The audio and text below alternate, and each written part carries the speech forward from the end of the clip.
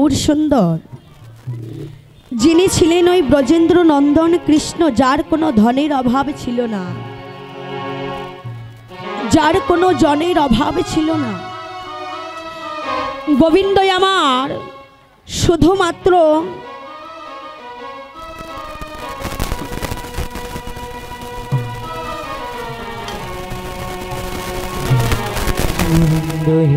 শুধুমাত্র আমাদের মতো এই কলির পাষণ্ড জীব, এদেরকে উদ্ধার করিবার জন্যে প্রভু আমার দাঁড়ে দাঁড়ে ঘুরে বেড়ায়, ডেকে ডেকে বলছে, ওরে কলির পাষণ্ড জীব, একবার ভেবে দেখ, তোদের গোনা দিন যে ফুরাই এলো, তোরা যে মায়ায় মেতে রয়েছিস, ওই মায়া যে তোদের বেশি দিনের জন্য নয়।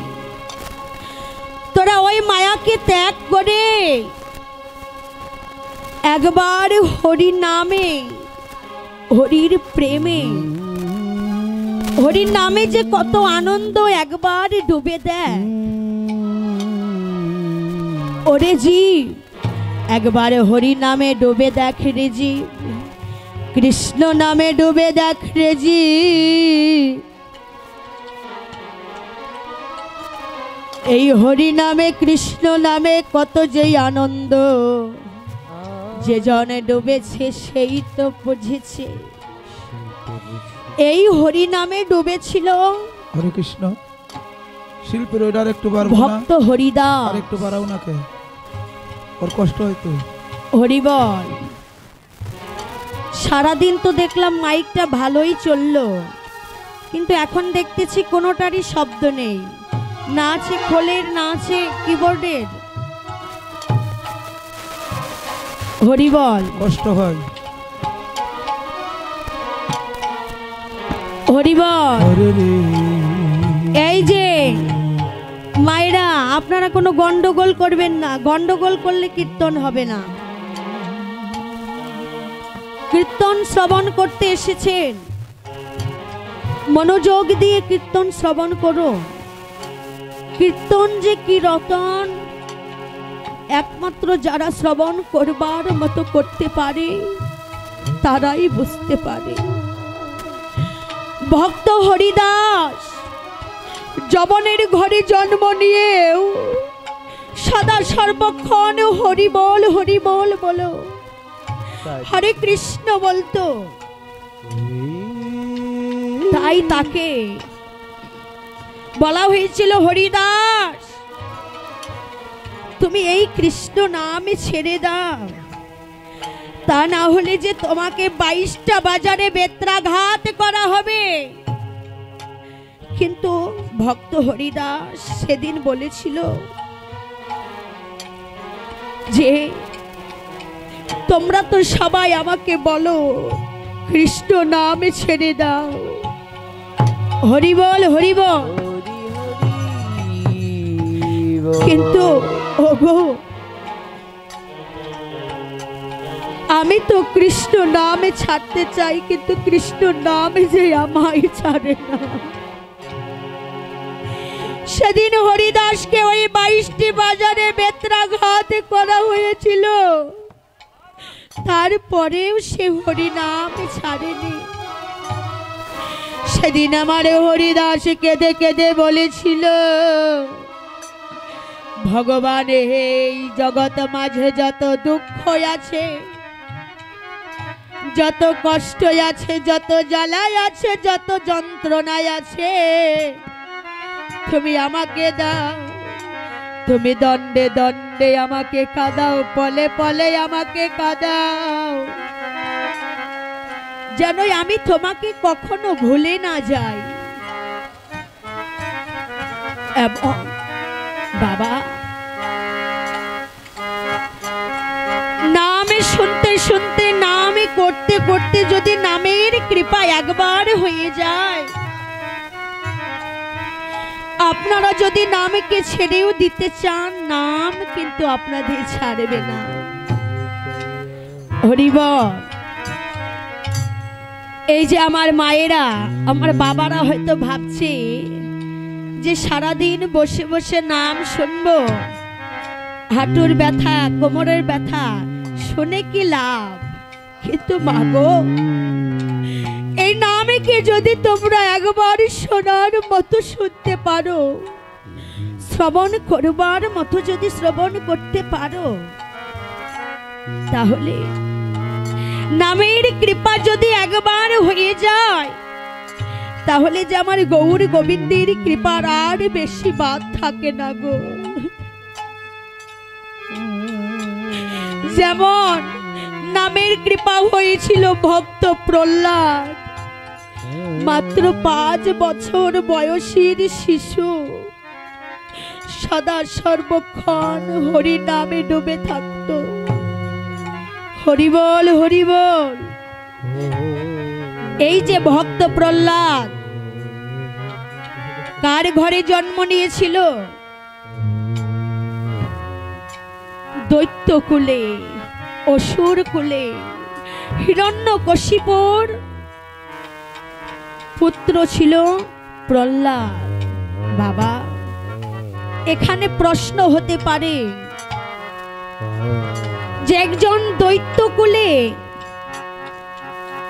হিরণ্যকশিপু হলো দৈত্য, আর একজন দৈত্যর ছেলে কেমন করে কৃষ্ণ ভক্ত হলো? প্রশ্ন হতে পারে না? মাগো, এখানে একটি কথা আছে, বীজ যত খারাপই হোক না কেন, যদি জমি ভালো থাকে, জমির গুণে ওই নষ্ট হওয়া বীজেও নাকি ভালো ফসল হয়। আর বীজ যত ভালোই থাকুক, যদি জমিটা নষ্ট হয়ে যায়, জমিটা যদি ভালো না থাকে, তাহলে কখনোই ভালো ফসল হয় না। হিরণ্যকশিপু দৈত্য ছিল, কিন্তু তার স্ত্রী কয়াধু, সে ছিল ভক্তিপরায়ণী। তার অন্তরে ছিল অগাধ কৃষ্ণ ভক্তি, যে কারণে সে প্রহ্লাদের মতো একটি পুত্র সন্তান লাভ করেছিল। হরি বল। সেদিন হিরণ্যকশিপু সাধন হতে ফিরে এসেছে। ফিরে এসে সেই 5 বৎসরের পুত্র প্রহ্লাদকে কোলে নিয়ে, পুত্রকে কোলে নিয়ে বলছে, প্রহ্লাদ বাবা, তুই আজ কি সেবা করেছিস দুপুর বেলায়? প্রহ্লাদে বলছে, বাবা কেন? আমি আজ দুপুর বেলা হরি নামামৃত সুধা পান করেছি, হরি নামামৃত সুধা আমি সেবা করেছি। সেদিন হিরণ্যকশিপু বলেছিল, প্রহ্লাদ এ তুই কি বলছিস? তুই হরি বলছিস কেন? তুই কি জানিস না ওই হরি তোর কাকাকে বধ করেছে, ওই হরি আমাদের শত্রু, তুই ওই হরি নাম করবি না। তোকে আমি আজ সাবধান করে দিলাম, একবার বলেছিস তো, সাবধান করে দিলাম, আর বলবি না। তখন আবারও বলছে, হরি হরি, হরি হরি। তখন প্রহ্লাদ কেঁদে কেঁদে বলছে, বাবা বাবা, আমি তো হরি নামকে ছাড়তে চাই, কিন্তু ওই হরি নাম যে আমায় ছাড়ে না।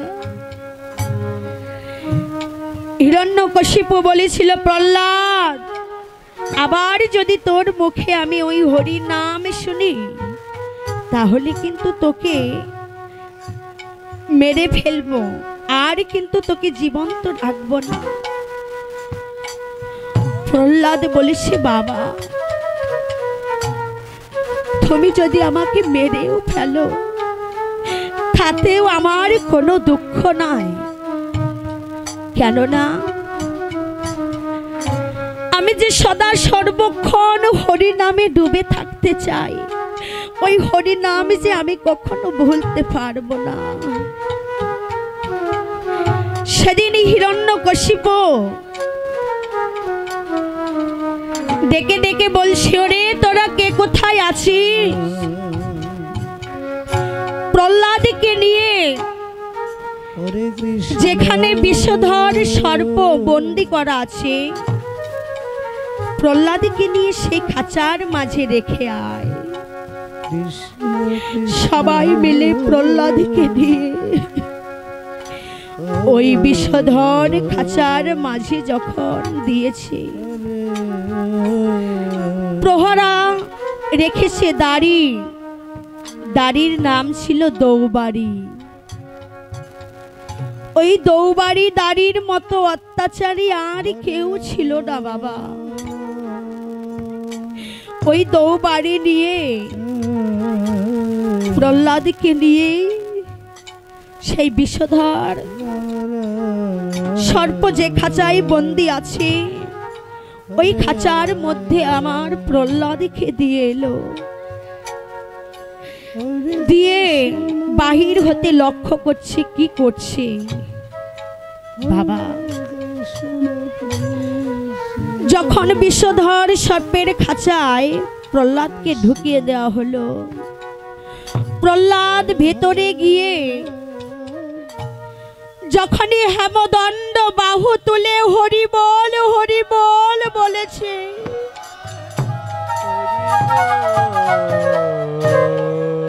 হরি বল যখন বলেছে, ওই বিষধর সর্পগুলো প্রহ্লাদকে আর কামড়ালো না। প্রহ্লাদের কাছে এসে যেন আছাড় খেয়ে পড়েছে। প্রহ্লাদের চরণে ডেকে ডেকে বলছে, প্রহ্লাদ রে,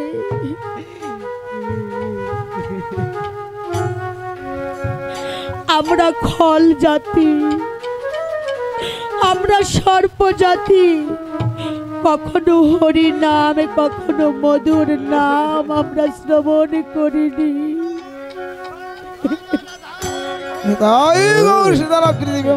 হরি হরি বল।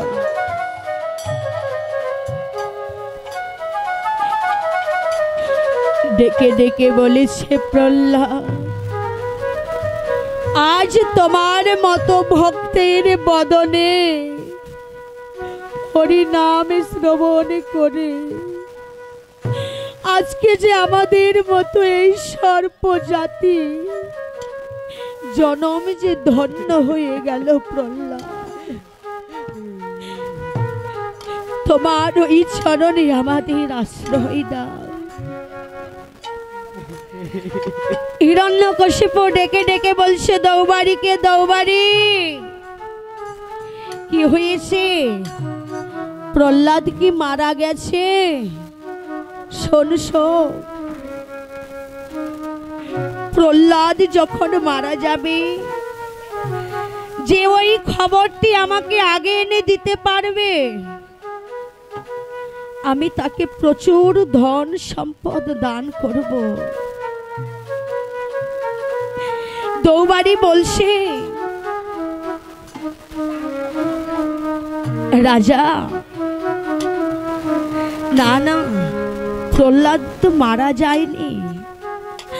প্রহ্লাদকে ওই বিষধর সর্পগুলো এসে যেন তাকে ঘিরে ঘিরে নাচতে আরম্ভ করছে, তাকে তো কামড়ে দেয়নি। তখন বলছে, হিরণ্যকশিপু বলছে, ওরে দৌবাড়ি, বুঝতে পেরেছি এইভাবে প্রহ্লাদের মৃত্যু হবে না, ওকে বের করে নিয়ে আয়। এবার ওকে কি করবি জানিস? এবার ওকে ওই কণ্টকের কাননে ফেলে দিবি, অর্থাৎ কাটার বাগান, কাটার বাগানে যখন ফেলে দিয়েছে, কাটার বাগানে যেন ফুলের বাগানে পরিণত হয়ে গেছে।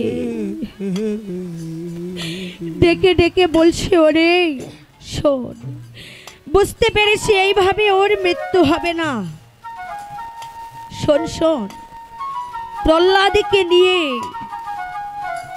বুকে পাথর বেঁধে ওই সাগর মাঝে ফেলে দিয়ে আয়। হরে কৃষ্ণ।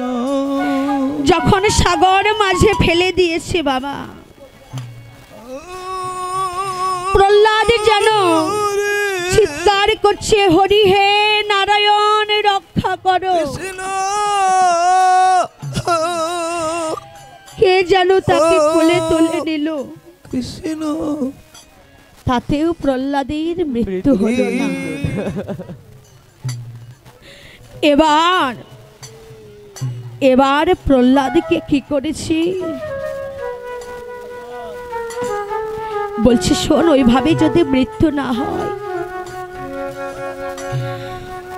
প্রহ্লাদকে আগুনের মাঝে ফেলে দে।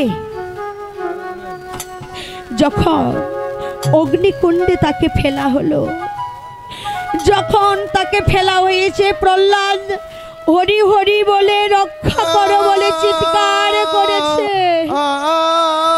কৃষ্ণ কৃষ্ণ।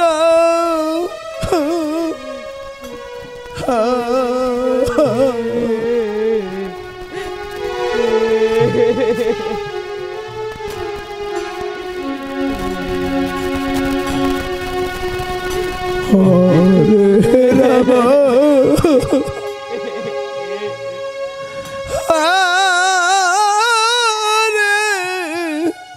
রাম রাম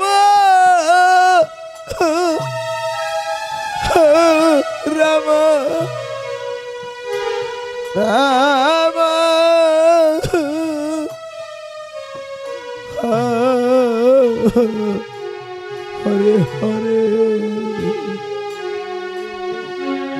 হরে কৃষ্ণ। তখন হিরণ্যকশিপু বলছে, শোন শোন, কৃষ্ণ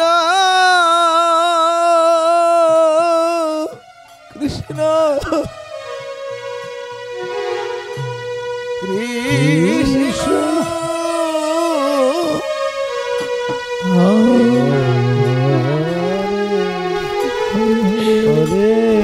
বলছে ওইভাবে মৃত্যু হবে না। শোন, প্রহ্লাদকে অন্ধকার কুটিরে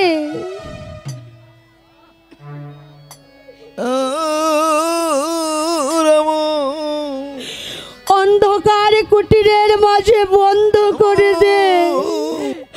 যতদিন পর্যন্ত ওই হরিনামে বন্ধ না করবে,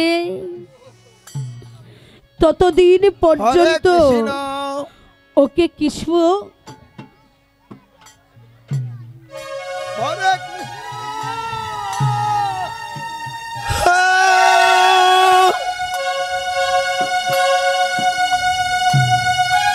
ততদিন পর্যন্ত ওকে কিছু তোরা খেতে দিবি না। এমনকি যদি তৃষ্ণা পায়, জল পান করতে দিবি না। হরে এমন সময় প্রহ্লাদকে অন্ধকার কুটিরে বন্ধ করে রেখে দিয়েছে। বাবা বাবা নিষ্ঠুর হতে পারে, কিন্তু মা তো আর নিষ্ঠুর হতে পারে না। মা দৌবাড়িকে ডেকে ডেকে বলছে, দৌবাড়ি দৌবাড়ি, আমার সন্তান, আমার সন্তান আজ কতদিন হলো অনাহারে উপবাস আছে। তোমারই বাবা আমাকে একটা কাজ করে দে, আমাকে একটা কাজ করে দিতে পারবি? শোন শোন, এই যে আমি কতগুলো নাড়ু এনেছি পোটলা বেঁধে, আমার প্রহ্লাদকে দিয়ে তুই দিবি দৌবারে। আমার প্রহ্লাদ যে কতদিন হয় অনাহারে। বলছে দৌবারি শোন, তুই যদি আমার একটা কাজ করে দিতে পারিস, এই একটা কাজ যদি আমাকে করে দিতে পারিস, তাহলে এক মাসে রাজা তোকে যত বেতন দেয় তার চাইতে ডবল বেতন আমি তোকে দিব।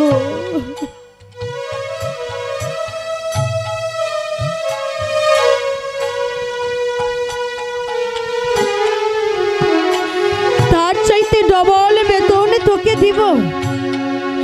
দৌবারি ভাবছে, ওরে যদি একটি সামান্য কাজের জন্য আমি ডবল বেতন পাই তাহলে আর অসুবিধা কি? দৌবারি বলছে, মা দিবে যখন দাও, আচ্ছা আমি প্রহ্লাদকে নিয়ে পৌঁছে দিব। ভাবছি যে দিব, যদি রাজা দেখে ফেলে তাহলে যে আমাকেও শাস্তি দেবে। বলছি, মা এখন নয়, মাঝ রাতে তুমি ওই নাড়ুগুলো পোটলা বেঁধে আমার কাছে দিও, আমি প্রহ্লাদকে দিব। মাঝ রাতে যখন নাড়ুগুলো নিয়ে যাচ্ছে, বাবা